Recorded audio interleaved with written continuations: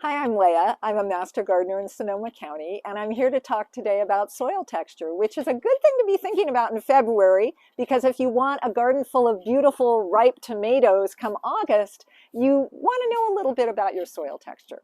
So the definition of soil texture is that it's how soil feels and behaves. And all soil is a combination of sand, silt, and clay, and the amount of each in your soil will determine how it acts and how the different plants that you want to grow are going to react with it. So there's a common origin for all of these three materials that are in soil. The parent material for all of them is rock. And in a given soil, usually these three in whatever combination, and that will be different in different parts of California because of different conditions and circumstances, the combination, the parent material is always rock. So about half of soil is pores, open spaces, organic materials, and we'll talk about that next time when we talk about humus. But we're going to talk briefly about what soils provide, which is water, nutrients, support for roots, and oxygen, and all of those things are really important to growing your tomatoes. So the texture of your soil is permanent. You just can't change that. But you can help with amendments to make your soil more fertile, and you can also hurt. So one thing that you really don't want to do is step on your soil, especially when it's wet, because that has an impact of compacting the soil. And the more the soil compacts, the less easy it is to get water or plant roots or oxygen to the places that are needed. So stay off your soil when it's wet, and when it's been raining, get your kids and your dogs to stay off your soil too. And let's talk about the three types of soil.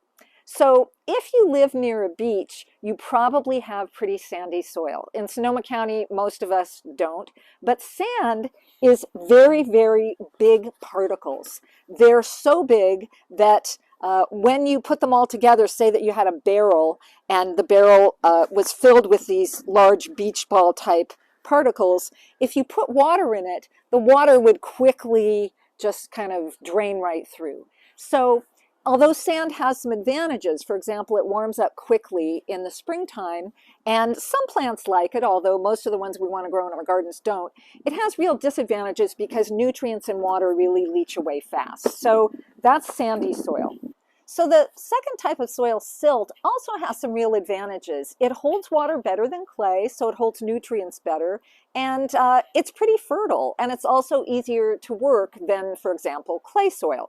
But it has some disadvantages. It can form crusts, it can make for poor water filtration, and it's pretty easy to compact. So you don't want to step on that for sure. And then the third kind of soil is the kind that many of us have in some combination in Sonoma County, and I usually hear about it, oh, woe is me, I have clay soil. That's not such a bad thing. It has a few disadvantages, but it has some real advantages too. So the advantages for clay soil are that it holds water and nutrients really well, and that's because the particles of clay soil are so tiny that if you put a bunch of them in a barrel and you put some water in it, then the water would take a long time to find its way to the bottom. So clay soil really holds that there, and there are plants that really love that water and they really love clay soil. The disadvantages are naturally that it's kind of slow to drain. It's also kind of slow to warm up in the springtime, and it can be a little alkaline.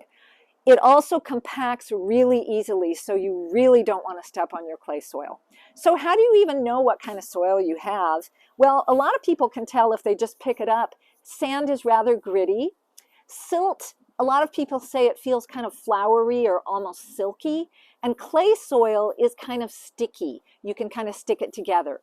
And there are a number of tests. You can look online. There are websites that help you dig a hole, fill it with water, and watch how quickly the water drains out. You can also do a jar test where you take some soil, you put it in a jar with some water, and then you let it settle, and then you look at the layers and see how big each layer is. And then there's also a ribbon test that is also available easily online if you're not able to just tell by feeling it. And remember, most soils are some mixture of these three. In Sonoma County, you're probably going to have some clay and some silt, maybe some sand. So happy gardening, garden safe. See you next time.